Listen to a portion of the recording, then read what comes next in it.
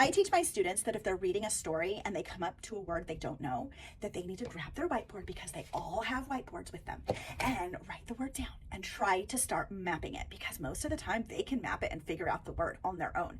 But I tell them, if you run into some trouble, come to me with what you've got done so far, and we'll look at it together to see if we can figure it out. And so they come up to you with this board. Okay, they say, Miss Colbert, I know this is I've underlined all my vowels. I see a magic E there. So that one I know is good. I have 3 vowel sounds. This one's a bossy R, so I know that's good. When I drew my first bridge, I saw my consonant, and I know that we're supposed to start it first before to see if it's a word we know. That would make it an open E. So I always tell them they have to tell me how they did it, by the way.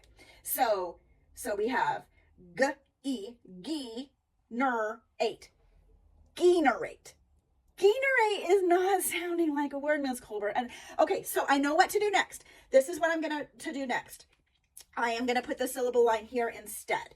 So I know you taught me this. So generate is not a word, but I need to maybe think if I can make this closed in by that N. So now I have generate. Generate. But Ms. Colbert, that still's wrong. And I'm like, you know what? You have mapped it perfectly. The rate, perfect. This is mapped perfectly too. But what happens to a G if there is an E, I, or Y after it? And they're like, oh, it's gonna make the J sound. If I see a G followed by E, I, or Y, it's gonna say J. Okay, J, N, gen-er-ate. Generate. Generate. That's a word, I know. So sometimes the student is right there. They've got it right there. They just need a little reminder of one little rule.